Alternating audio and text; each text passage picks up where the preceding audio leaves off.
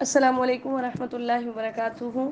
اللہ تعالیٰ کے فضل اور اس کی توفیق سے انشاءاللہ 23واں پارہ پڑھیں گے، سورۃ یاسین مکیہ۔ بسم اللہ الرحمن الرحیم۔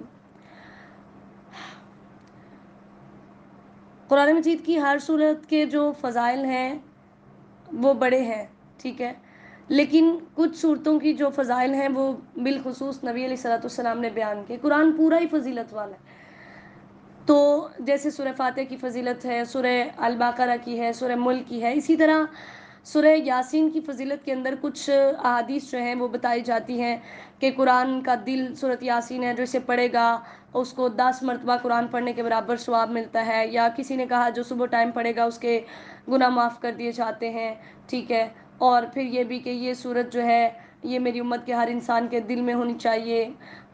مختلف اس طرح کی جتنی بھی حدیثیں ہیں سورہ یاسین کے بارے میں ایک بھی صحیح حدیث نہیں ہے، اور ہم مسلمانوں نے کیا رویہ اپنایا ہوا ہے، جو صحیح حدیث ہوتی ہیں ان کو چھوڑ کر ضعیف پر ہمارا عمل زیادہ ہوتا ہے۔ ہم نے قرآن پورے کا پورا بند کر کے رکھ دیا، اور ہم کیا کرتے ہیں، صرف پورا سال ہم نے یاسین رکھی ہوتی ہے، صبح فجر کی نماز پڑھ کے ہم یاسین کھولتے ہیں، پڑھ لیتے ہیں، اور ہم کہتے ہیں جی ہم نے حق ادا کر دیا قرآن پڑھنے کا۔ تو کوئی بھی قرآن پورا ہی فضائل والا ہے، لیکن بالخصوص سورہ یاسین کی فضیلت کے بارے میں کوئی ایک بھی حدیث نبی علیہ الصلوۃ والسلام سے ثابت نہیں ہے۔ یاسین حروف مقطعات میں سے ہے، اس کے معنی مراد اللہ ہی جانتے ہیں۔ والقرآن الحکیم، قرآن حکیم کی قسم، یہ اللہ تعالیٰ نے قسم کھا کر یہ بتانا مقصد ہوتا ہے کہ جو اس کے بعد بات آ رہی ہے نا، قسم کے بعد جو بات آ رہی ہے وہ بات بہت اہم ہے، تو اللہ تعالیٰ نے یہاں پر قرآن کی قسم کھائی۔ حکیم کا کیا مطلب ہے؟ ایک تو یہ کہ یہ قرآن دانائی اور حکمت سے بھرا ہوا ہے، اس کے اندر کوئی بھی بات جو ہے وہ غلط نہیں ہے، اور دوسرے نمبر پر یہ کہ یہ انسان بہت ہی زیادہ، یہ قرآن بہت محکم اور بہت مضبوط ہے، اس کی آیات کے اندر آپس میں کوئی اختلاف نہیں ہے۔ انک لمن المرسلین۔ اب یہاں پر یہ بھی پتہ چلا کہ اللہ تعالیٰ اپنی مخلوقات میں سے کسی بھی چیز کی قسم کھا سکتا ہے، انسان اللہ کے علاوہ کسی اور کی قسم نہیں کھا سکتا، اور قرآن اللہ کی مخلوق نہیں ہے۔ جیسے اللہ تعالیٰ خود خالق ہے، قرآن چونکہ اللہ کا کلام ہے نا، تو جو خالق کا کلام ہوتا ہے وہ بھی خالق ہی ہوتا ہے، تو قرآن اللہ تعالیٰ کی مخلوق نہیں ہے، بلکہ جیسے اللہ خود خالق ہے اس کا کلام بھی خالق ہے۔ امام احمد بن حنبل رحمہ اللہ کو اس بات پر بہت سخت سزائیں اٹھانی پڑی، اور ان کو حاکم وقت نے جیل میں ڈال دیا، اور انہوں نے کتنے سال جیل کاٹی صرف اس وجہ سے کہ وہ کہتے تھے کہ قرآن اللہ کی مخلوق ہے۔ تو امام احمد بن حنبل رحمہ اللہ کہتے تھے قرآن اللہ کی مخلوق نہیں ہے، کیونکہ جو مخلوق کا کلام ہوتا ہے وہ مخلوق ہوتا ہے، جو خالق ہے، خالق کی جو باتیں ہوں گی وہ بھی خالق ہی ہوں گی۔ اعلیٰ صراط مستقیم۔ اللہ تعالیٰ نے ایک تو قسم کھا کر یہ کہا کہ آپ کے نبی ہونے میں، رسول ہونے میں کوئی شک نہیں ہے، دوسرے نمبر پر آپ سیدھے راستے پر ہیں، اور تیسرے نمبر پر اللہ تعالیٰ نے یہ جو قرآن آپ پر اتارا ہے یہ اس ذات کی طرف سے اترا ہے جو غالب و رحم کرنے والا ہے، اور اس کا مقصد کیا ہے؟ آیت نمبر 6 میں، تاکہ آپ اس قوم کو ڈرائیں ما انذر آباؤہم، جن کے باپوں کو نہیں ڈرایا گیا، وہم غافلون، کے وہ غافل تھے کہ ابھی تک مکہ والوں کے پاس ڈائریکٹلی کوئی نبی نہیں آیا تھا، ٹھیک ہے۔ تو اللہ تعالیٰ نے فرمایا جو مان لیں گے وہ جنتوں میں جائیں گے، اور جو نہیں مانیں گے ان کی گردنوں کے اندر ہم توق ڈال کر ان کو جہنم کے اندر ڈالیں گے۔ آیت نمبر 8 کے اندر، اغلالا، لوہے کے اس کڑے یا زنجیر کو کہتے ہیں جو مجرم کے گلے میں ڈال کر اسے باندھا جاتا ہے۔ اللہ تعالیٰ فرماتے ہیں کہ ان کے گردنوں کے اندر بھاری توق ڈالیں گے، پھر اس کے علاوہ ان کے آگے پیچھے ان کے دائیں بائیں جانب جو ہے وہ دیواریں کھڑی کر دی جائیں گی، پردے لگا دیے جائیں گے، فہم لا یبصرون، وہ دیکھ نہیں سکیں گے۔ اور آیت نمبر 10 میں اللہ تعالیٰ نے فرمایا آپ ان کو ڈرائیں نہ ڈرائیں، کچھ بھی کرے تو ان کو فائدہ نہیں ہوگا، کیونکہ اللہ کے عذاب سے وہی ڈرتا ہے خشی الرحمن بالغیب، جو بن دیکھے رحمان سے ڈرتا ہے، یعنی جو غیب پر ایمان لاتا ہے۔ فبشرہ بمغفرۃ واجر کریم، ایسے لوگوں کو مغفرت کی اور اجر عظیم کی خوشخبری دینی چاہیے۔ اللہ تعالیٰ نے فرمایا ہم ہی مردوں کو زندہ کرتے اور مارتے ہیں، اور ہم ان کے قدموں کے نشانات کو لکھ لیتے ہیں۔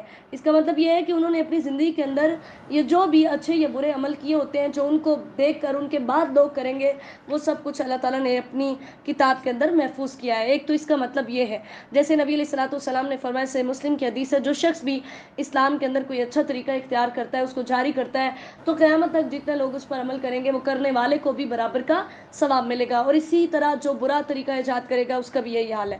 دوسرا اس کا مطلب یہ ہے کہ نیکی یا برائی کی طرف جو چل کر جانے والے قدم ہیں اللہ تعالیٰ ان کو بھی لکھ لیتے ہیں، وہ بھی شمار ہوتے ہیں۔ جیسے بنو سلمہ کے کچھ لوگ تھے، اور صحیح مسلم کی حدیث ہے، انہوں نے نبی علیہ السلام نے ان سے پوچھا مجھے پتہ چلا تم مسجد کے قریب منتقل ہونا چاہتے ہو، انہوں نے کہا جی ہاں، تو آپ نے فرمایا اپنے گھروں میں ہی رہو، تمہارے قدموں کے نشانات بھی لکھے جاتے ہیں کہ تم کتنے قدم چل کر آئے ہو، ٹھیک ہے۔ وَاضْرِبْ لَهُمْ مَثَلًا أَصْحَابَ الْقَرْيَةِ آیت نمبر 13 میں اللہ تعالیٰ نے فرمایا ان کے لیے ایک بستی والوں کی مثال بیان کیجئے جب اس کے پاس پیغمبر آئے تھے، ٹھیک ہے۔ اب اس بستی کی کوئی وضاحت نہیں ہے کہ وہ بستی کون سی تھی، اور ان کو اللہ تعالیٰ نے ان کے پاس ڈرانے والے بھیجے، انہوں نے آ کر ان کو کہا تو انہوں نے یہی اعتراض کیا آیت نمبر 15 میں کہ تم ہمارے جیسے انسان ہو لہٰذا ہم نہیں مانتے۔ اِنَّا تَطَيَّرْنَا بِكُمْ آیت نمبر 16 میں 18 میں کہ وہ نبیوں کو نعوذ باللہ منحوس سمجھتے تھے، کہتے تھے تمہاری وجہ سے ہم پر نحوست آئی ہے۔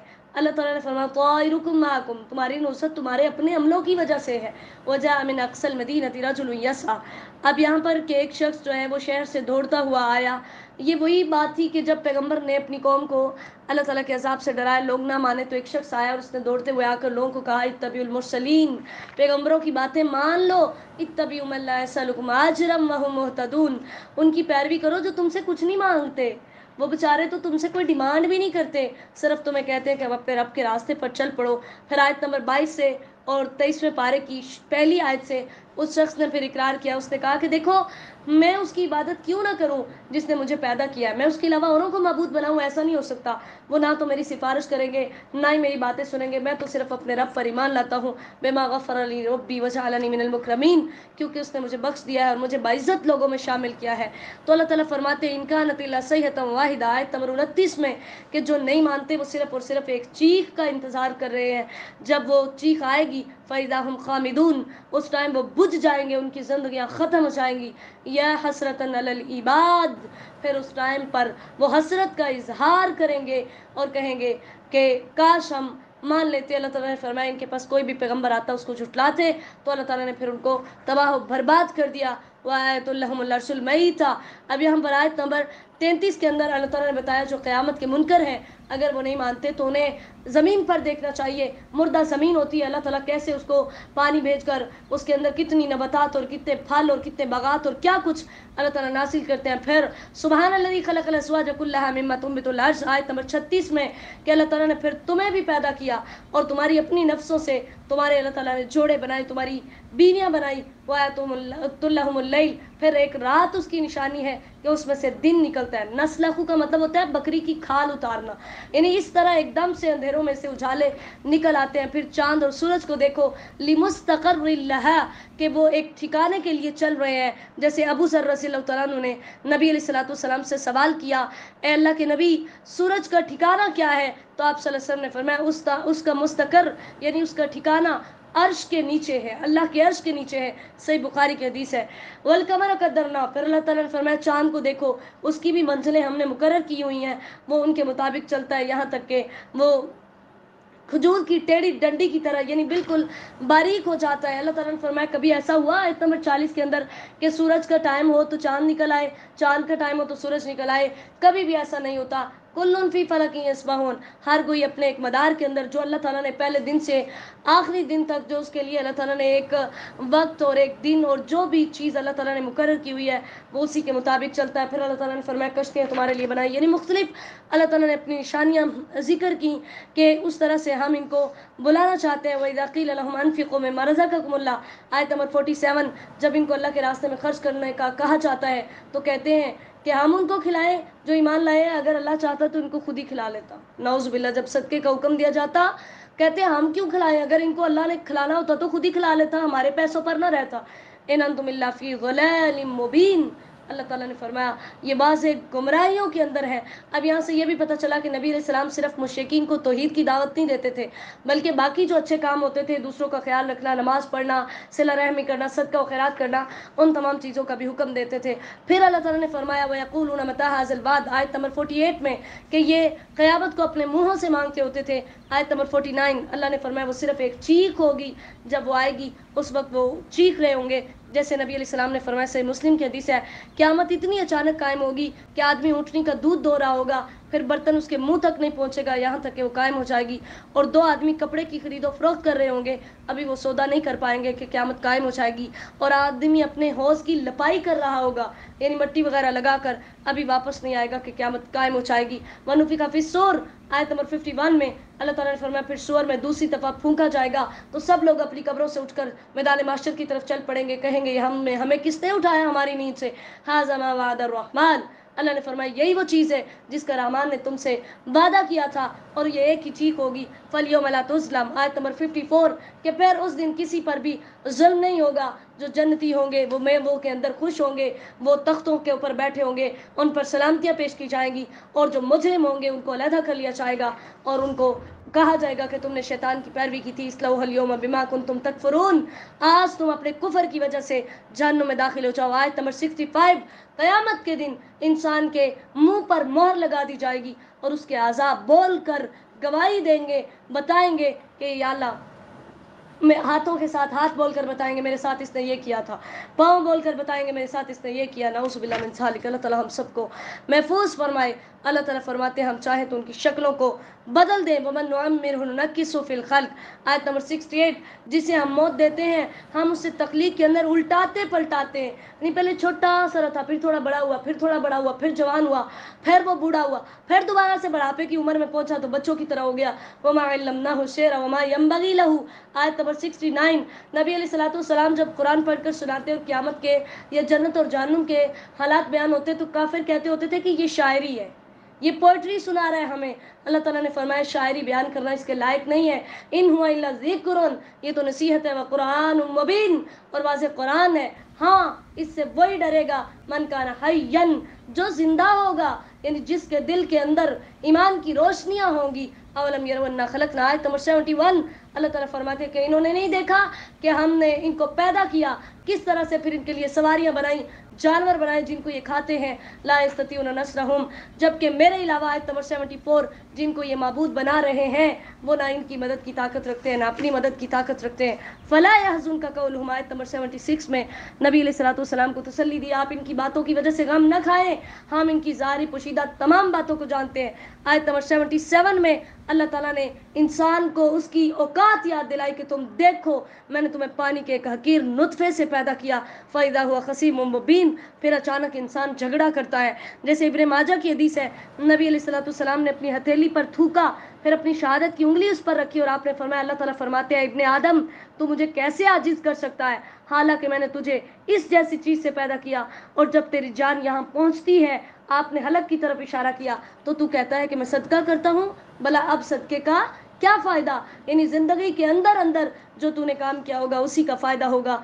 अल्लाह ताला फरमाते हैं कि इंसान ने हमारे लिए कैसी कैसी मिसालें बयान की कि हम कभी मरेंगे नहीं, दोबारा उठेंगे नहीं, और हमारे लिए औलादें बनाई, जबकि वो अपनी तख्लीक को भूल गया। मय्युहिल इज़ाम वहिय रमीम, हड्डियों को कौन जिंदा करेगा जब वो बोसीदा हो चुकी होंगी, वही उनको जिंदा करेगा जिसने उनको पहली मरतबा जिंदा किया था। ठीक है, अल्लाह ताला ने यहाँ पर यह बताया इस्लाम से पहले 7 शुअरा थे, उन्हें मुअल्लकात सबा उनकी किताबों को कहा जाता था, जिनको खाना काबा के अंदर लटकाया होता था, उनको मुकद्दस समझा जाता था। तो जब इस्लाम आया तो सारे जो शुआरा थे उनकी किताबें उतार दी गई, लेकिन एक जो शायर था उसकी किताब वहाँ पर ही लटकी रही। मेरे ख्याल से ज़ुहैर बिन अबी सलमा था, उसकी किताब वहीं पर लटकी रही, और उसकी बहन कहती, वो खुद भी शायरा थी, यही था इसकी बहन भी शायरा थी, वो कहती थी कि मेरे भाई का कलाम उतारने की दुनिया की किसी ताकत में ताकत है ही नहीं, कि मेरे भाई का कलाम जो है वो असल शरीयत है। लेकिन जब उसने सूरह कौसर सुनी और ये आयत सुनी,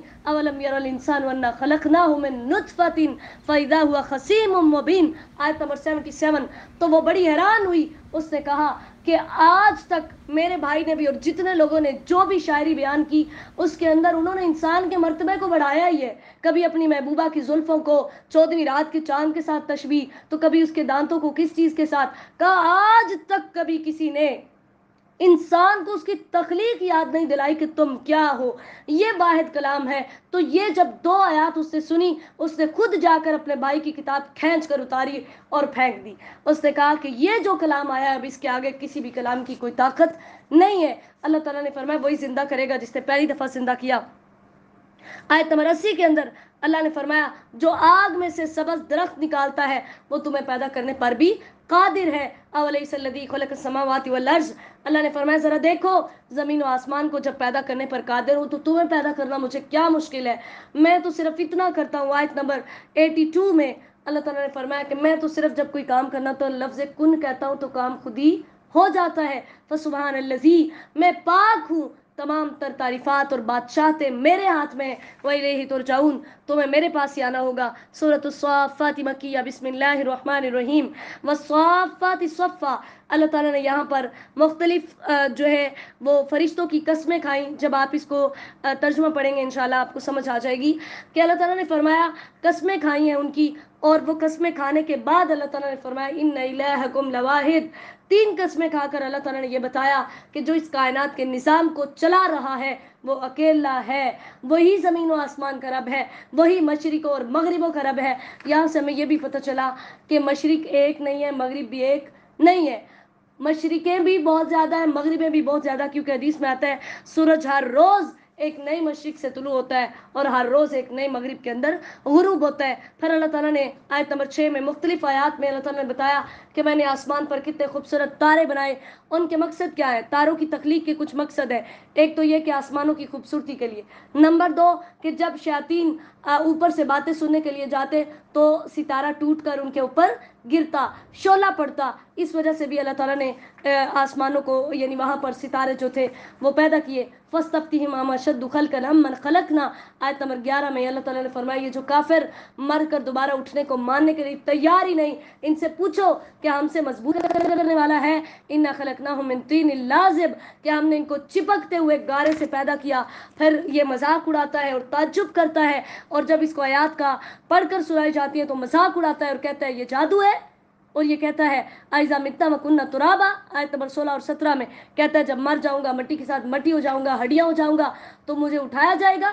کیا میرے پہلے باپ دادا کو بھی اٹھایا جائے گا؟ اللہ نے فرمایا ہاں نعم وانتم داخرون، آیت نمبر 18 میں اللہ نے فرمایا جی ہاں تمہیں بھی، تمہارے باپ اجداد بھی، اور تم ذلیل ہو کر میرے پاس آؤ گے. ایک ہی ڈانٹ ہوگی اور تم سب کو وہاں پر آنا ہوگا. یہ فیصلے کا دن ہوگا. ترجمہ پڑھیں گے ساری چیزیں آپ کو کلیئر ہو جائیں گی انشاءاللہ. احشروا الذین ظلموا، اب قیامت کے دن ظالموں کو، مشرکوں کو اور ان کے معبودوں کو سب کو جہنم کے اندر ڈالا جائے گا. یہ ان کے معبودوں کی تذلیل بیان کرنے کے لیے. پھر اس ٹائم کوئی کسی کی مدد نہیں کر سکے گا. وَأَقْبَلَ بَعْضُهُمْ عَلَىٰ بَعْضٍ يَتَسَاءَلُونَ، آیت نمبر 27. قرآن کے مختلف مقامات پر ایک جگہ پر آتا ہے جہنمی آپس میں ایک دوسرے سے سوال کریں گے. دوسری جگہ پر آتا ہے کہ قیامت والے دن کوئی کچھ بات بھی نہیں کر سکے گا. تو ان آیات کے اندر تطبیق یہ ہے کہ کچھ حالات ایسے ہوں گے، کچھ مواقع ایسے ہوں گے جہاں پر کوئی ایک دوسرے سے بات نہیں کر سکے گا، اور کچھ مواقع ایسے ہوں گے جہاں پر وہ ایک دوسرے سے بات کریں گے. پھر اس ٹائم پر جو گمراہ ہوں گے ان کو عذاب کے اندر ڈالا جائے گا. وَيَقُولُونَ أَإِنَّا لَتَارِكُو آلِهَتِنَا لِلشَّاعِرٍ مَجْنُونٍ، نعوذ باللہ من ذالک. آیت نمبر 36 میں نبی علیہ السلام کے بارے میں کہتے ہوتے تھے کہ ہم اس کی وجہ سے اپنے معبودوں کو چھوڑ دیں. اس سے پچھلی آیت انہم کانوا اذا قیل لهم لا الہ الا اللہ یستکبرون، جب ان سے آیت نمبر 35 جب ان سے کہا جاتا کہ اللہ کو مان لو، اس کے علاوہ کوئی معبود نہیں ہے، تو تکبر کرتے. جیسے نبی علیہ السلام نے فرمایا وہ شخص جنت میں داخل نہیں ہوگا جس کے دل میں ذرہ برابر بھی تکبر ہوگا. تو ایک آدمی نے پوچھا کہ اللہ کے نبی آدمی پسند کرتا ہے کہ اس کا کپڑا اچھا ہو، اس کا جوتا اچھا ہو، کیا یہ بھی تکبر ہے؟ آپ نے فرمایا نہیں، کیونکہ اللہ تعالیٰ خوبصورت ہے اور خوبصورتی کو پسند کرتا ہے. تکبر تو یہ ہے کہ اکڑ جانا اور لوگوں کو حقیر سمجھنا. اور پہلے نمبر پہ تو تکبر کرتے ہیں، دوسرے نمبر پر کہتے ہیں کہ اس دیوانے اور شاعر کی وجہ سے ہم اپنے معبودوں کو چھوڑ دیں. نعوذ باللہ من ذالک. آیت نمبر 37 میں اللہ نے فرمایا بل جاء بالحق، نبی علیہ السلام شاعر اور دیوانے نہیں ہیں، حق لے کر آئے ہیں. تم اپنے اس عمل کی وجہ سے جہنم کا عذاب چکھو گے، لیکن جو اللہ کے خالص بندے ہوں گے وہ جنتوں میں جائیں گے، انہیں پکیزہ رزق ملیں گے، انہیں میوے ملیں گے، وہ اس کے اندر ہمیشہ رہیں گے، تختوں کے اوپر بیٹھے ہوں گے. کیسے ان کو وہاں پر لذتوں والے پانی پلائے جائیں گے. لا غول فیہا عنہا ولا هم ينزفون، یعنی وہ جو شراب وہاں پیئیں گے اس سے ان کو سر درد نہیں ہوگا، پیٹ درد نہیں ہوگا، ان کا سر نہیں چکرائے گا.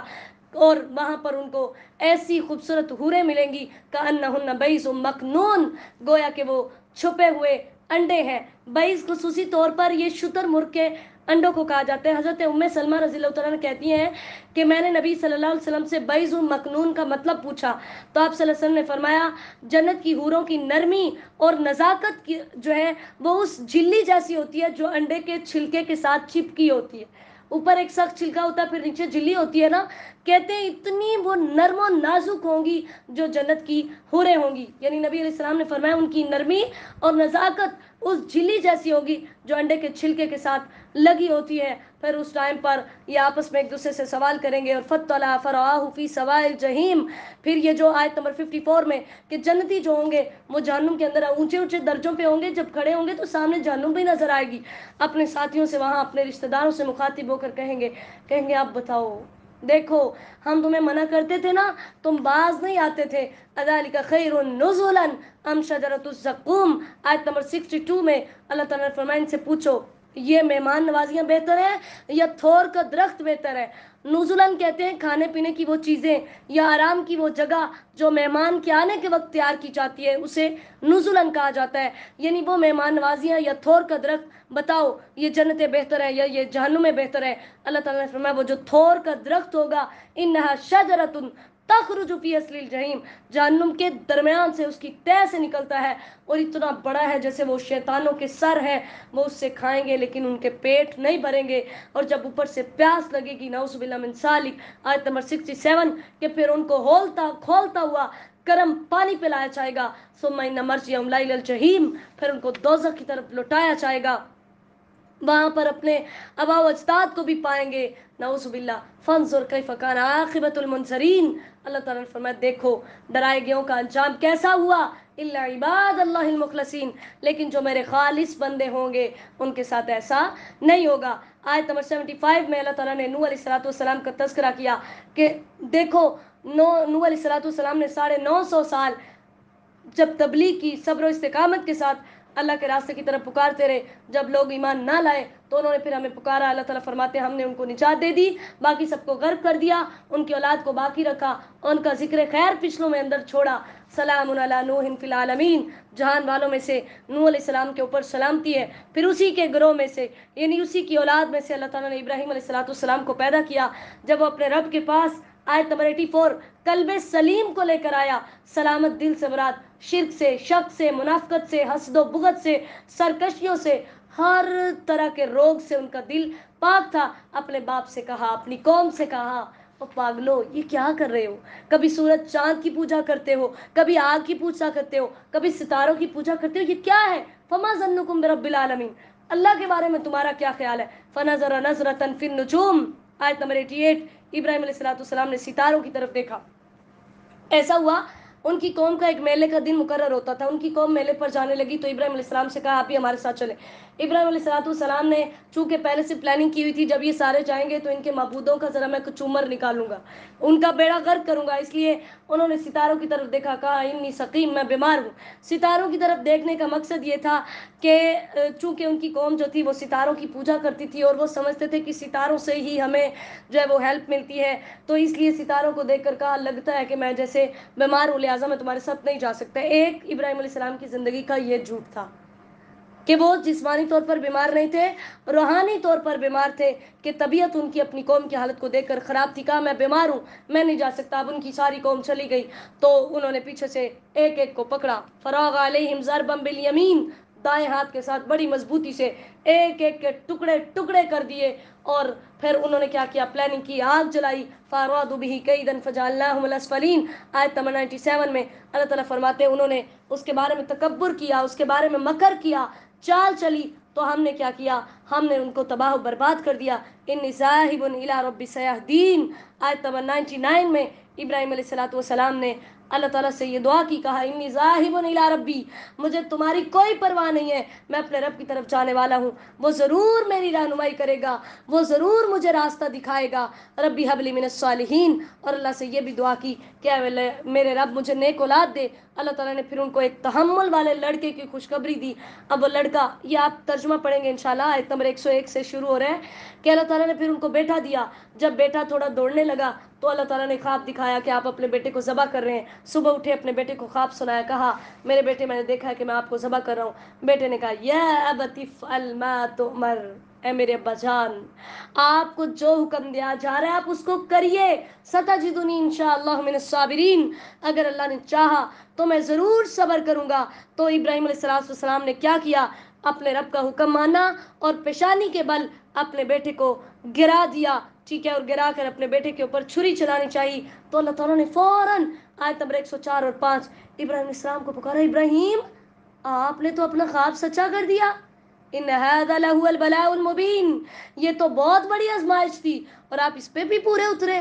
اسی لیے تو ابراہیم علیہ السلام کو اللہ نے کیا فرمایا, انی جاعلک للناس اماما, کہ جب جب زندگی میں آپ کو آزمایا گیا آپ اس آزمائش پر پورا اترے, اس لیے اللہ تعالیٰ نے آپ کو پوری انسانیت کا امام بنایا.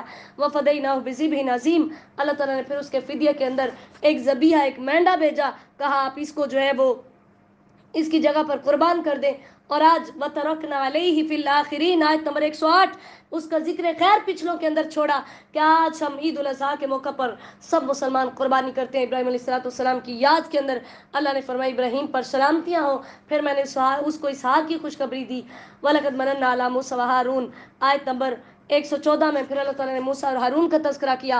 نبی علیہ السلام کو یہ قصے بیان کر کے یہ بتایا گیا کہ آپ دیکھیں آپ سے پہلے انبیاء کو بھی بہت ساری مشکلات کا سامنا کرنا پڑا, لہٰذا آپ صبر کے دامن کو تھامے رکھیے. اور فرمایا کہ موسیٰ اور ہارون بھی آئے, اور یہ سارا ہم بار بار جو ہے وہ پڑھ چکے. موسیٰ ہارون کے بعد پھر اللہ تعالیٰ نے الیاس علیہ السلام کا تذکرہ کیا. اتدعون بالا وتذرون احسن الخالقین, ان کی قوم کا جو بت تھا اس کا نام بال تھا, باعین لام. انہوں نے کہا تم بال کو پکارتے ہو اور جو سب سے اچھا پیدا کرنے والا ہے اس کو چھوڑ دیتے ہو, جبکہ تمہارا اور تمہارے آباء و اجداد کا رب تو اللہ ہے, اس کو پکارو. لیکن وہ بھی نہ مانے. پھر اس کے بعد لوط علیہ السلام کا تذکرہ ہے کہ لوط علیہ السلام کی قوم بھی نہ مانی. پھر اس کے بعد یونس علیہ السلام کا آیت نمبر 139 میں 139 میں یونس علیہ السلام کا تذکرہ ہے کہ اللہ تعالیٰ نے ان کو بھی پیغمبر بنایا. اذ ابق الی الفلک المشحون, جب وہ بھری ہوئی کشتی کی طرف بھاگ گئے تھے. نبی علیہ السلام نے فرمایا کسی بندے کے لائق نہیں کہ وہ یہ کہے میں یونس بن متیٰ سے بہتر ہوں, یعنی یونس علیہ السلام سے بہتر کوئی بھی نہیں ہے. تو وہ اپنی قوم کو جب انہوں نے بہت سمجھایا, ان کی قوم نہیں مانی, تو بغیر اللہ کا حکم آئے ہی انہوں نے کہہ دیا کہ تم پر عذاب آئے گا, اور خود اپنی قوم کو چھوڑ کر چلے گئے. تو اللہ تعالیٰ ناراض ہوئے, اور اس کشتی کا یہ اصول تھا کہ جب اس کے اندر کوئی ایسا شخص بیٹھتا جو اپنے آقا سے بھاگ کر آیا ہوتا تو کشتی ڈگمگانے لگتی. اب کشتی ڈگمگانے لگی, انہوں نے کہا جو بھی ایسا ہے وہ چھلانگ لگا دے. تو یونس علیہ السلام جو ہے وہ کوئی بھی نہ گیا, قرعہ ڈالا گیا تو یونس علیہ السلام کا نام نکلا. اب انہوں نے کہا کہ تمہیں جانا پڑے گا. اللہ تعالیٰ نے کشتی اس کو مچھلی کو حکم دیا کہ تم اپنا منہ کھولو, میرے نبی کو تم اپنا مہمان بنا کر رکھو گی, اس کو لقمہ بھی نہیں بنانا, ٹھیک ہے, اس کو نگلنا بھی نہیں. الحوت بڑی مچھلی کو کہتے ہیں.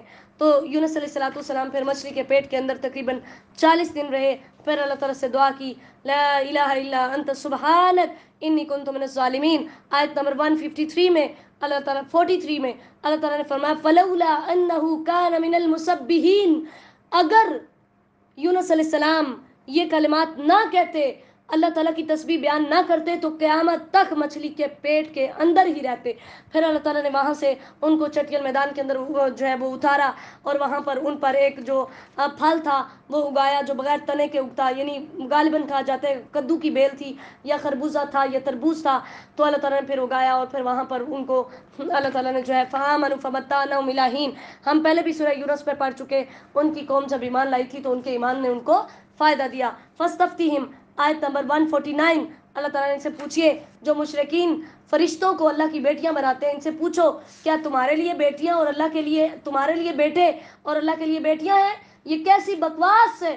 ولد اللہ وانہم لکاذبون, جھوٹ بول رہے ہیں کہ اللہ کی اولاد ہے. اصطفى البنات علی البنین, کیا اس نے بیٹوں پر بیٹیوں کو ترجیح دی ہے؟ ما لکم کیف تحکمون, تمہیں کیا ہے, کیسے فیصلے کرتے ہو؟ خود تو تمہارا یہ حال ہے کہ تمہیں بیٹی کی خوشخبری ملے تو تم مرنے والے ہو جاتے ہو, تمہارے چہرے سیاہ ہو جاتے ہیں, اور خود تم اللہ کے لیے بیٹیاں مقرر کر رہے ہو, جبکہ وہ سب کو پیدا کرنے والا, اگر اس نے اولاد بنانی ہی ہوتی تو وہ جو چاہتا بناتا. آیت نمبر 58 کے مطابق یہ نعوذ باللہ کہتے ہوتے تھے کہ اللہ تعالیٰ کی جنوں کے اندر شادی ہوئی ہے، جس کے نتیجے میں فرشتے پیدا ہوئے ہیں، جن اللہ کا سسرال ہے اور فرشتے اللہ کی اولاد ہے، نعوذ باللہ من ذالک۔ آیت نمبر 59 اللہ تعالیٰ نے فرمایا سبحان اللہ عما یصفون، میں تمہاری تمام تر بکواس سے پاک ہوں، میرا کوئی بھی شریک، میری کوئی بھی اولاد نہیں ہے، الا عباد اللہ المخلصین، جو اللہ کے مخلص بندے ہیں وہ ایسی باتیں نہیں کرتے۔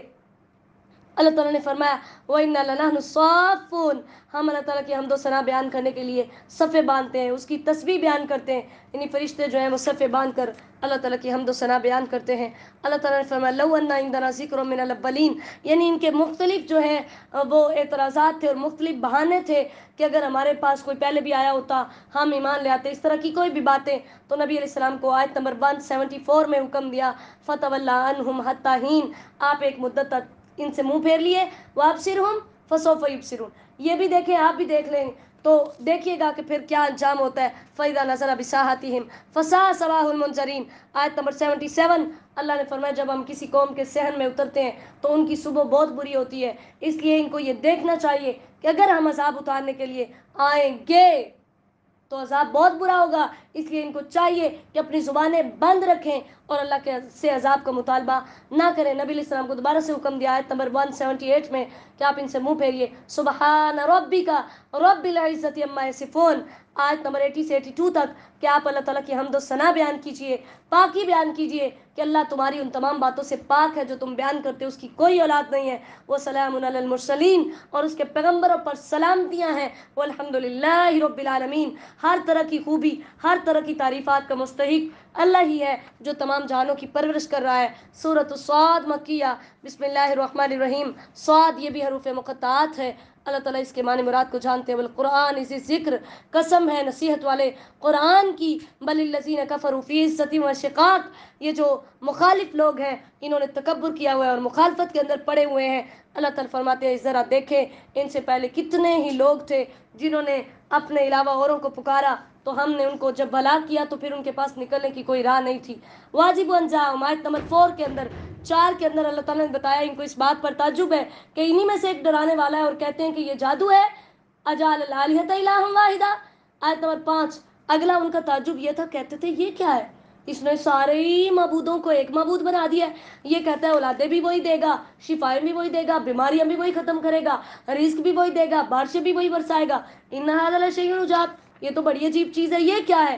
اللہ تعالیٰ نے فرمایا کہ ان کے مختلف اعتراض تھے، کہتے تھے یہ باتیں تو ہم نے پہلے کبھی نہیں سنی تھی جو یہ کر رہا ہے، اور انزل علیہ الذکر من بیننا، نعوذ باللہ، نبی علیہ الصلوۃ والسلام کی رسالت کو نہ ماننے کے لیے حسد کی وجہ سے کہتے ہوتے تھے کہ یہی رہ گیا تھا ہم میں سے جس پر اللہ نے ذکر اتارا ہے، نعوذ باللہ، اگر نبی بننا تھا تو ان دو بستیوں میں سے کسی بڑے پر نبی کسی کو بنایا چاہتا۔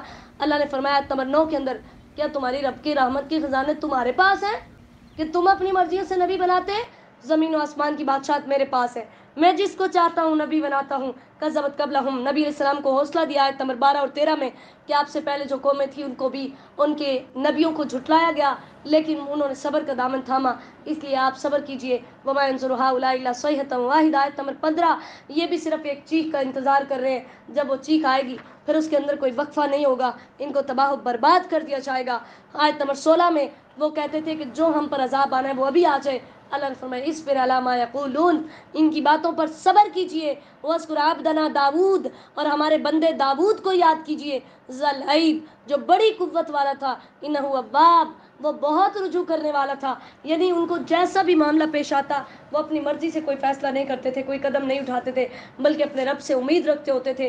پھر اللہ تعالیٰ نے اگلی آیات کے اندر آیت نمبر 18 سے داؤد علیہ السلام کا تذکرہ کیا کہ کیسے ہم نے اس کے ساتھ پہاڑوں کو مسخر کیا ہوا تھا، پرندوں کو، کہ ساری چیزیں اس کے ساتھ جو ہیں وہ مل کر اللہ تعالیٰ کی حمد و ثنا بیان کرتی تھی۔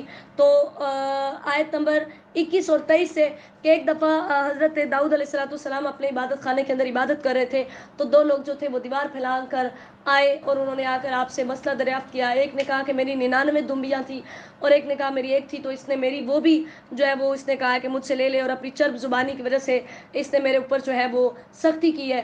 تو داؤد علیہ السلام نے کیا کیا، ابھی ایک کی بات سنی اور فیصلہ کر دیا، کہا تو نے اس کی دمبی لے کر اپنی دمبیوں کے ساتھ ملا کر تو نے بے انصافی کی ہے. تو اللہ تعالیٰ نے فوراً سے داؤد علیہ السلام کو پکڑ لیا. اللہ تعالیٰ نے فرمایا انما فتناہ، کہا جاتا ہے کہ وہ فرشتے تھے جو دوار پھلانگ کر آئے تھے اور انہوں نے آ کر ان سے فیصلہ کرایا.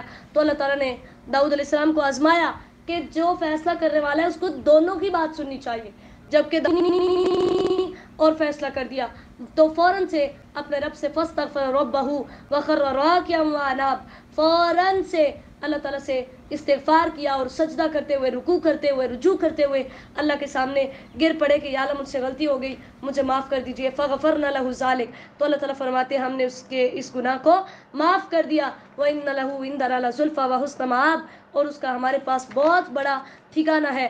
یا داؤد آیت نمبر 26 میں اللہ تعالیٰ نے فرمایا ہم نے آپ کو زمین میں خلیفہ بنایا، بادشاہ بنایا، لہٰذا آپ لوگوں کے درمیان حق کے ساتھ فیصلہ کریں، ان کی خواہشات کی پیرویاں نہ کریں.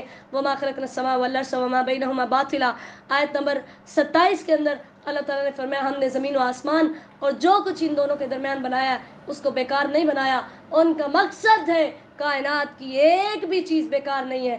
ذَلِكَ ظَنُّ الَّذِينَ كَفَرُوا، کافروں کا یہ گمان ہے کہ یہ سب کچھ بیکار ہے. فَوَيْلٌ لِّلَّذِينَ كَفَرُوا مِنَ النَّارِ، اللہ نے فرمایا ایسے لوگوں کے لیے ہلاکت ہے. آیت نمبر 28 میں تم کیا سمجھتے ہو ایمان والے اور زمین میں فساد کرنے والے یہ دونوں برابر ہیں؟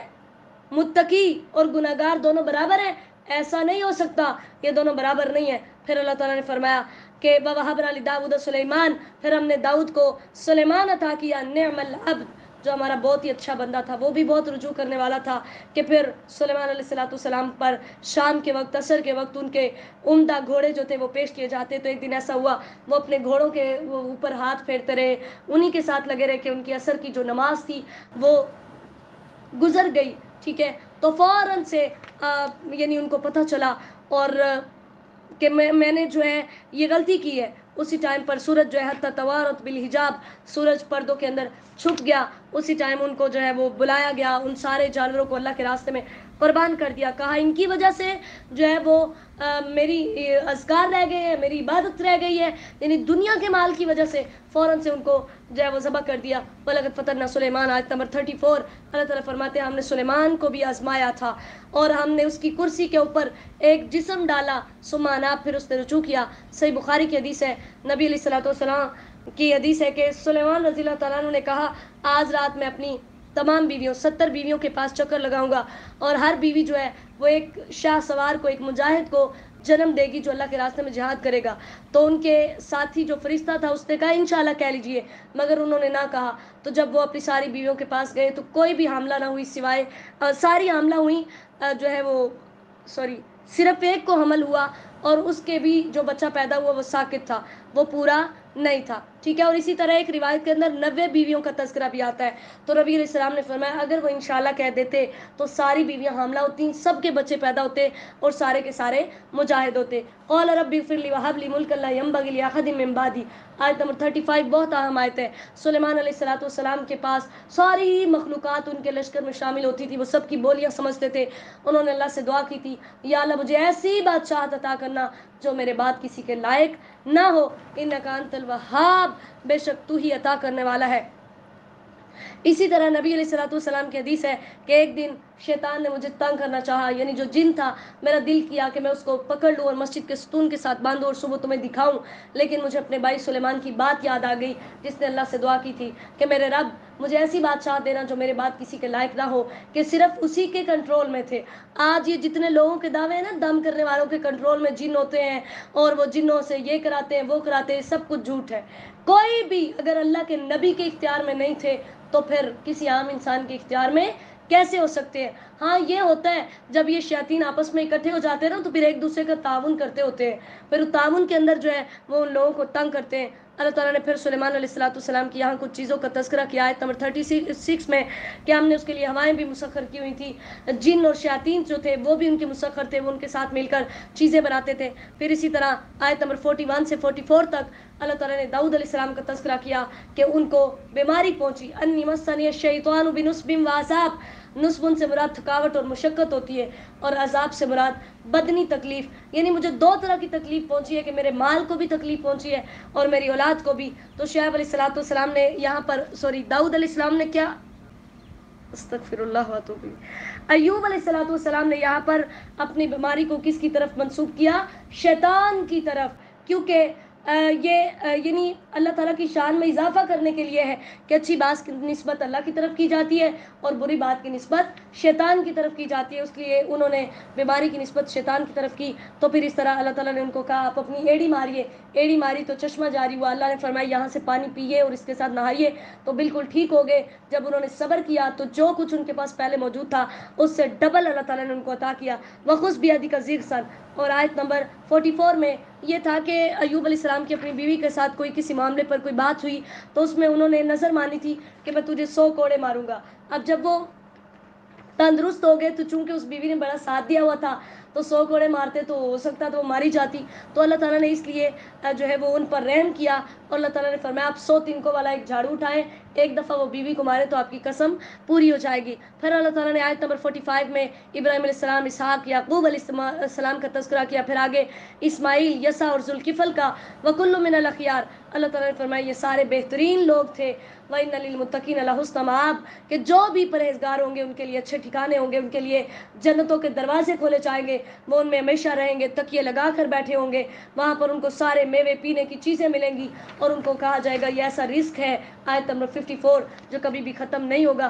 لیکن اس کے برعکس آیت نمبر 55 جو جہنمی ہوں گے ان کا برا ٹھکانہ ہوگا، نیچے بھی آگ اوپر بھی آگ، نعوذ باللہ من ذالک، اور بدترین ان کی شکلیں ہوں گی اور آگ کے اندر داخل ہوں گے، پھر عذاب ہی عذاب ملے گا، اس کے علاوہ کچھ بھی نہیں ملے گا۔ قل انما انا منذر، آیت نمبر 65، اے نبی علیہ السلام ان سے کہہ دیجئے کہ میرا مقصد تم پر عذاب نازل کرنا نہیں ہے، میں تو صرف ڈرانے آیا ہوں، اللہ کے علاوہ کوئی معبود نہیں ہے، وہی زمین و آسمان کا مالک ہے، وہی غفار ہے، وہی عزیز ہے۔ ما کان لی من علم بالملأ الا اذ یختصمون، آیت نمبر 69 اور 70، یعنی میرے پاس مجھے کچھ پتہ نہیں ہے اونچی مجلسوں کے اندر فرشتے کیا کرتے ہیں کہ میں تمہیں غیب کی خبریں بتاؤں، مجھے اس کے بارے میں کچھ بھی نہیں پتہ ہے۔ ان یوحی الی الا انما انا نذیر مبین، میری طرف تو صرف وہی آتی ہے، میں اس وہی کی پیروی کرتا ہوں۔ اور پھر آگے تذکرہ ہے آیت نمبر 71 سے آدم علیہ السلام کی تخلیق کا کہ اللہ تعالیٰ نے فرشتوں کو سجدے کا حکم دیا، سب نے سجدہ کیا سوائے ابلیس کے، تو اللہ تعالیٰ نے فرمایا میں تجھے اور تیرے پیروکاروں کو جہنم کے اندر ڈالوں گا۔ اور نبی علیہ السلام کو حکم دیا آیت نمبر 86 میں کہ آپ ان کو بتائیے میرا تم سے دنیا کا کوئی مطالبہ نہیں ہے، وما انا من المتکلفین، میں کوئی تکلف بھی نہیں کرتا، جو وہی آتی ہے ہو بہو تمہاری طرف پہنچا دیتا ہوں، میں تو صرف ڈرانے آیا ہوں۔ وَلَتَعْلَمُنَّ نَبَأَهُ بَعْدَ حِینٍ، تمہیں ضرور پتہ چل جائے گا ایک مدت کے بعد کہ اللہ کی طرف سے کیا تمہارے پاس عذاب آتا ہے۔ سورۃ الزمر مکیہ، بسم اللہ الرحمن الرحیم۔ زمر گروہ کو کہتے ہیں، چونکہ اس سورت کے اندر گروہوں کا تذکرہ ہے کہ کیسے ان کو جنت میں بھیجا جائے گا یا جہنم میں، اس لیے اس سورت کا نام یہ ہے۔ تنزیل الکتاب من اللہ العزیز الحکیم، اب کفار کا یہ اعتراض تھا کہ اس نے یہ قرآن خود بنایا، تو اللہ تعالیٰ نے بتایا کہ اس نے یہ خود نہیں بنایا بلکہ اللہ کی طرف سے اترا ہے، اور فاعبد اللہ، اللہ نے قرآن اتار کر آپ کو حکم دیا کہ آپ اللہ کی عبادت کریں، مخلص اللہ الدین، دین کو صرف اسی کے لیے خالص کر دیں، یعنی اس کے علاوہ کسی اور کی عبادت نہ ہو۔ اللہ تعالیٰ کے علاوہ یہ جن کی عبادت کرتے ہیں وہ قیامت کے دن اللہ تعالیٰ ان کے درمیان فیصلہ کرے گا۔ ان اللہ لا یہدی من ہوا کاذب کفار، اللہ تعالیٰ جھوٹ بولنے والے کو اور ناشکری کرنے والے کو کبھی بھی ہدایت نہیں دیتا، کیونکہ جھوٹے پر اللہ کی لعنت ہے اور جھوٹ بولنا منافقت کی نشانی ہے۔ آیت نمبر 4 کے اندر اللہ تعالیٰ نے فرمایا اگر اللہ نے اولاد بنانی ہی ہوتی تو اپنی مخلوقات میں سے جس کو چاہتا بنا لیتا، وہ پاک ہے، اس کی کوئی بھی اولاد نہیں ہے، وہ اکیلا ہے، وہ زبردست ہے، اس نے زمین و آسمان پیدا کیے، وہ رات اور دن کو لپیٹتا ہے، وہ سورج اور چاند کو چلاتا ہے، اس نے تمہیں ایک نفس سے پیدا کیا، ترجمہ پڑھیں گے ساری چیزیں کلیئر ہو جائیں گی، اس نے تمہیں ایک نفس سے پیدا کیا، پھر تمہارے اندر 8 قسم کے جانور پیدا کیے، تمہیں تمہاری ماں کے پیٹوں میں رکھا، خلقم من بعد خلقین، ایک پیدائش کے بعد دوسری پیدائش میں، یعنی پہلے نطفہ، پھر خون کا لوتھڑا بنا، پھر بوٹی بنی، پھر اس کے اندر ہڈیاں، فی ظلمات ثلاث، 3 اندھیروں کے اندر، کہ پیٹ کا اندھیرا، پھر وہ جو رحم کی ایک اوپر طے ہوتی ہے اس کا اندھیرا، اور پھر اس جلی کا اندھیرا جس کے اندر بچہ لپیٹا ہوا ہوتا ہے۔ اللہ تعالیٰ نے فرمایا میں تو وہاں بھی تمہیں جانتا ہوں، میں وہاں بھی تمہیں رزق پہنچاتا ہوں۔ ذالکم اللہ ربکم لہ الملک لا الہ الا ہو، یہ تمہارا رب ہے، اسی کی بادشاہت ہے، اگر تم ان تک فروایت نمبر 7 کے اندر مان لو گے تو تمہارا اپنا فائدہ ہے، نہیں مانو گے تو اللہ تعالیٰ کو کفر کرنا پسند نہیں ہے، تمہارا اپنا ہی نقصان ہے۔ وَإِذَا مَسَّ الْإِنسَانَ، پھر اللہ تعالیٰ نے آیت نمبر 8 میں انسان کا بتایا کہ جب کوئی تکلیف پہنچتی ہے تو بڑا ہمارے ساتھ جو ہے وہ عاجزیہ کرتا ہے، ہمیں پکارتا ہے، اور جب نعمت ملتی ہے تو پھر بھاگ جاتا ہے۔ امن ہوا قانتن، اللہ تعالیٰ نے فرمایا ایک وہ بندہ جو فرما برداریاں کرنے والا ہے، راتوں کو سجدے اور قیام کرتا ہے، آخرت سے ڈرتا ہے، اپنے رب کی امید رکھتا ہے. هل يستوي الذين يعلمون والذين لا يعلمون، کیا علم والا اور بغیر علم کے، کیا عالم اور جاہل دونوں برابر ہو سکتے ہیں؟ یہ دونوں برابر نہیں ہو سکتے. نبی علیہ الصلوۃ والسلام نے فرمایا تو اپنے آپ کو کس حال میں پاتا ہے؟ یعنی ایک شخص نبی علیہ السلام کے پاس آیا تھا تو جو موت کی کشمکش میں تھا، آپ نے فرمایا تو اپنے آپ کو کس حال میں پاتا ہے؟ اس نے کہا اللہ کی قسم یا رسول اللہ، میں اللہ سے امید رکھتا ہوں اور اپنے گناہوں سے ڈرتا بھی ہوں. تو آپ نے فرمایا اس جیسے مقام پر کسی بندے کے دل میں یہ دونوں چیزیں جمع نہیں ہوتی مگر اللہ اسے وہ چیز ضرور عطا کرتا ہے جس کی وہ امید رکھتا ہے، اور اس چیز سے اسے امن دیتا ہے جس سے وہ ڈرتا ہے. عالم اور جاہل برابر نہیں ہو سکتے، اور یہی وہ واحد چیز ہے جس کے بارے میں اللہ نے رشک کرنے کی بھی اجازت دی ہے کہ کسی کے پاس علم ہو اور انسان اس کے بارے میں رشک کرے، یا اللہ کتنا خوش قسمت ہے تو نے اس کو اتنا علم دیا، یا اللہ مجھے بھی دے کہ میں بھی اس طرح تیرا دین لوگوں تک پہنچاؤں. لیکن حسد جائز نہیں ہے. حسد کا مطلب کیا ہوتا ہے کہ اس سے چھین کر مجھے مل جائے، لیکن رشک کے اندر یہ ہوتا ہے، رشک میں را شین کاف، کہ یا اللہ اس کی نعمت میں اضافہ کر اور مجھے بھی دے. اللہ نے فرمایا میری زمین بہت وسیع ہے، جو متقی ہیں ان کو میں اچھا بدلہ دوں گا، ان کو پورا بدلہ ملے گا، بغیر حساب جنت میں جائیں گے. قل انی امرت، آیت نمبر 11. مجھے پھر حکم دیا گیا ہے میں اللہ کی عبادت کروں، میں اس کے علاوہ کسی کی نافرمانی نہ، کس کی بات نہ مانوں. اگر ایسا کروں گا تو اللہ کے عذاب سے ڈرتا ہوں. فاعبدوا ما شئتم من دونی، آیت نمبر 15. اگر تم نہیں مانتے تو جاؤ جس کی تم نے عبادت کرنی ہے کرو، پھر کیا ہوگا؟ تمہارے اوپر نیچے ہر طرف سے آگ تمہیں پکڑ لے گی. والذین اجتنبوا الطاغوت، آیت نمبر 17. اللہ نے فرمایا جنہوں نے شیاطین کو چھوڑ دیا، اللہ کی طرف رجوع کیا، ان کے لیے خوشخبریاں ہیں، یہ ہدایت یافتہ ہیں، یہ کامیاب ہیں. لیکن الذین اتقوا ربہم، جو اللہ سے ڈرتے ہیں اللہ تعالیٰ ان کو بالا خانے دے گا. آیت نمبر 20 کے اندر جیسے حدیث میں آتا ہے جنت میں ایسے اونچے محل ہوں گے جن کے باہر کے حصے ان کے اندر کے حصوں سے اور ان کے اندر کے حصے باہر کے حصوں سے دکھائی دیں گے. تو ایک دیہاتی نے اس کے پوچھا ہے اللہ کے نبی وہ کن کے لیے ہیں؟ آپ نے فرمایا ان کے لیے جو پاکیزہ گفتگو کریں، جو کھانا کھلائیں، روزوں پر ہمیشگی کریں اور اللہ کے لیے نماز پڑھیں جب لوگ سو رہے ہوں. تو آج ہمیں بھی ضرورت ہے کہ ہم بھی رمضان المبارک کے اندر لوگوں کی افطاریوں کا انتظام کریں، سحریوں کا انتظام کریں، اور اسی طرح اپنے روزوں پر ہمیشیاں کریں اور اللہ کے دین کے راستے میں خرچ کریں. ٹھیک ہے، یہ جو دین کا کام کیا جا رہا ہے اس کے بارے میں ہم بڑھ چڑھ کر جو ہے وہ حصہ ڈالیں. الم تری ان اللہ انزل من السماء ماء، آیت نمبر 21 میں اللہ تعالیٰ نے پھر اپنی قدرت کے دلائل دیے کہ پانی بھیجتا ہوں، پھر اس کے ذریعے سے کھیتیاں اگاتا ہوں، پھر ایک دم کھیتیاں زرد ہو جاتی ہیں، جل جاتی ہیں. اسی طرح انسان کی زندگی ہے کہ وہ جوان ہوتا ہے پھر ایک دم بڑھاپا آئے گا اور مر جائے گا. اور وَيَجْعَلُوهُ حُطَامًا، اللہ تعالیٰ اس کو ریزہ ریزہ کر دیتے ہیں. حطامہ کا مطلب ہوتا ہے کسی چیز کو توڑ کر ریزہ ریزہ کر دینا یا اس کا ٹوٹ کر ریزہ ریزہ ہو جانا. افمن شرح اللہ صدرہ للاسلام، آیت نمبر 22 میں اللہ تعالیٰ نے فرمایا ایک وہ بندہ جس کے دل کو اللہ نے اسلام کے لیے کھول دیا وہ روشنیوں پر ہے، اور ایک وہ بندہ جس کا دل سخت ہے، یہ دونوں برابر نہیں ہو سکتے. اللہ نزل احسن الحدیث، آیت نمبر 23 میں اللہ تعالیٰ نے خوبصورت بات اتاری ہے، اس سے مراد قرآن پاک ہے. یعنی ایک ایسی کتاب ہے جس کی آیات آپس میں ملتی جلتی ہیں. جب اللہ سے ڈرنے والے اس کو سنتے ہیں تو ان کے چمڑے جو ہے وہ کھڑے ہو جاتے ہیں، رونگٹے کھڑے ہو جاتے ہیں، ان کے دل نرم ہو جاتے ہیں اور اللہ تعالیٰ سے ڈرنے لگتے ہیں. افمن یتقی بوجہہ سوء العذاب یوم القیامہ، اللہ نے فرمایا جو اپنے چہرے کے ساتھ قیامت کے دن کے عذاب سے بچنا چاہتا ہے، جو جھٹلاتے رہے ان کو دردناک عذاب ملے گا. اللہ تعالیٰ دنیا میں بھی ان کو برا عذاب دے گے اور آخرت میں بھی. وَلَقَدْ ضَرَبْنَا لِلنَّاسِ، آیت نمبر 27 میں ہم نے لوگوں کے لیے کھول کھول کر مثالیں بیان کی.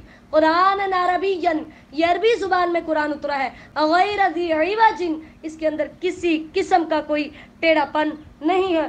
ضرب اللہ مثلا رجلا، اب اللہ نے دو بندوں کی مثال بیان کی. ایک وہ بندہ ہے جس کے دو مالک ہیں اور ایک وہ بندہ ہے جس کا ایک ہی مالک ہے. بتاؤ اس بیچارے کی زندگی کتنی مشکل ہو جائے گی جس کے دو مالک ہوں گے. وہ اس کو ادھر کھینچے گا، وہ اس کو ادھر کھینچے گا. حل یستویان مثلا، کیا یہ دونوں برابر ہو سکتے ہیں؟ جبکہ جس کا ایک مالک ہوگا وہ تو صرف ایک ہی مرضی ماننی ہوگی. اس لیے اللہ تعالیٰ نے یہ مثال دے کر ہمیں یہ بتایا کہ جس نے دو رب بنائے ہوئے ہیں، دو کشتیوں کا مسافر ہے، وہ تباہ و برباد ہو جائے گا، وہ ڈوب جائے گا. ایک رب اس کو ادھر کھینچے گا، ایک ادھر کھینچے گا. لیکن جس کا ایک رب ہوگا وہ صرف ایک ہی در پر جھکے گا. بل اکثرہم لا یعلمون، الحمدللہ تمام تر تعریفات اللہ کے لیے ہیں لیکن ان کے اکثر نہیں جانتے. انک میتم وانہم میتون، آپ بھی فوت ہونے والے ہیں اور یہ بھی فوت ہونے والے ہیں. یعنی نبی علیہ الصلوۃ والسلام کو یہاں پر بشارت دی گئی کہ دنیا کی محنت و مشقت اور یہ غم ایک دن ختم ہو جائے گا. آپ کو بھی ہمارے پاس آنا ہے. قرآن کی آیت نبی علیہ الصلوۃ والسلام کی وفات مبارک کو ثابت کر رہی ہے، لیکن آج کا مسلمان یہ ماننے کے لیے تیار نہیں. کہتا اللہ کے نبی نے دنیا سے پردہ فرمایا ہے. کیا کوئی ماں اپنے بیٹے کو قبر میں دفن کرتی ہے؟ زندہ کو، دنیا کی سب سے بڑی ہستی کو تم کیسے زندہ میں قبر میں رکھا ہے؟ تمہاری کیسے عقلوں نے، تمہارے ضمیروں نے، تمہارے ایمان نے یہ گوارا کیا؟ ہم پہلے بھی چوتھے بارے میں بھی پڑھ چکے کہ نبی علیہ الصلوۃ والسلام اس دنیا سے جا چکے، اور یہ وہی وفات ہے جو ہر انسان کو آتی ہے. ثم انکم یوم القیامۃ عند ربکم تختصمون، پھر قیامت کے دن تمہیں اپنے رب کے پاس اٹھایا جائے گا اور پھر اس ٹائم تم جھگڑے کر رہے ہوگے. اللہ تعالی ہم سب کو قیامت کے دن کی ہولناکیوں سے محفوظ فرمائے، ہمیں دنیا و آخرت میں نمایاں کامیابی نصیب فرمائے. ہمارے والدین، اساتذہ کرام، سب مسلمانوں پر اپنی رحمتوں کا نزول فرمائے. اللہ تعالی ہماری ان محنتوں کو قبول فرمائے، ہماری تمام نیک حاجات کو پورا فرمائے. جو مقروض ہیں ان کے اللہ تعالیٰ قرض ادا فرمائے. سب پر اپنی رحمتوں کا نزول فرمائے. سب بیماروں کو شفاء کاملہ عاجلہ نصیب فرمائے. فوت شدگان کی مغفرت فرمائے. بے اولادوں کو نیک صالح اولاد عطا فرمائے. ہماری تمام دعائیں قبول فرمائے. اللہم صلی وسلم علی نبینا محمد صلی اللہ علیہ وسلم. السلام علیکم ورحمۃ اللہ وبرکاتہ.